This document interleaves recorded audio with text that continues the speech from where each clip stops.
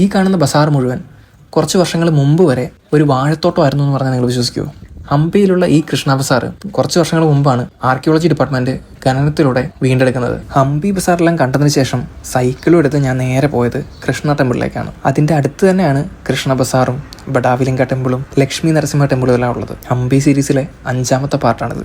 വിജയനഗര സാമ്രാജ്യത്തിന്റെ ഏറ്റവും ശക്തനായ ഭരണാധികാരിയായിരുന്ന ശ്രീ കൃഷ്ണദേവരായരാണ് 1513 ഉദയഗിരി കീഴടക്കിയതിന്റെ സ്മരണയ്ക്കായിട്ട് ഈ ക്ഷേത്രം പണിയെഴുപ്പിക്കുന്നത്. ഉദയഗിരി കോട്ടയിൽ നിന്നും പിടിച്ചെടുത്ത കൃഷ്ണന്റെ വിഗ്രഹമാണ് ഇവിടെ പ്രതിഷ്ഠിച്ചിട്ടുണ്ടായിരുന്നതെന്ന് പറയാൻ കാരണം ഇപ്പോൾ ഈ വിഗ്രഹം ഇവിടെ ഇല്ല. സംരക്ഷണത്തിന്റെ ഭാഗമായിട്ട് ചെന്നൈ സ്റ്റേറ്റ് മ്യൂസിയത്തിലാണ് ഇപ്പോൾ ആ വിഗ്രഹം ഉള്ളത്. കൃഷ്ണ ടെമ്പിളിന്റെ ഓപ്പോസിറ്റ് ആയിട്ടാണ് കൃഷ്ണ ബസാർ ഉള്ളത്. ഒരുപാട് കൊത്തുപണികളുള്ള തൂണുകളും ചുമരുകളും ഈ ക്ഷേത്രത്തിന്റെ ഒരു പ്രത്യേകതയാണ്. ക്ഷേത്രത്തിന് മുന്നിലുള്ള വലിയ കൽപ്പടികൾ ചെന്നിറങ്ങുന്നത് ഈ കൃഷ്ണ ബസാറിലേക്കാണ്. ഹംപി ബസാറിനോട് സമാനമായ രീതിയിലാണ് ഇതിന്റെയും നിർമ്മാണം. അതായത് 2 സൈഡിലായിട്ടുള്ള കൽമണ്ഡപങ്ങളും ഒത്ത നടുക്കായിട്ടുള്ള വലിയ വീതിയും. ക്ഷേത്രത്തിന്റെ ഉത്സവ സമയത്ത് രഥങ്ങൾ കടന്നുപോയിരുന്ന വീതിയായിട്ടായിരുന്നു ഇതിനെ പറയപ്പെടുന്നത്. കൃഷ്ണ ബസാറിന്റെ ഒരറ്റത്തായിട്ട് ഒരു പുഷ്കരണിയും അതിന് നടുവിലായിട്ട് ഒരു മണ്ഡപവും കാണാൻ സാധിക്കും. കാലങ്ങളായി മണ്ണും ചെളിയും മൂടിക്കിടന്നിരുന്ന ഈ ബസാർ പ്രദേശം അടുത്തിടെയാണ് ആർക്കിയോളജി ഡിപ്പാർട്ട്മെന്റ് ഖനനത്തിലൂടെ വീണ്ടെടുക്കുന്നത്. അങ്ങനെ ഇപ്പോഴും ഖനനം നടക്കുന്ന ധാരാളം സൈറ്റുകൾ ഹംപിയിലുണ്ട്.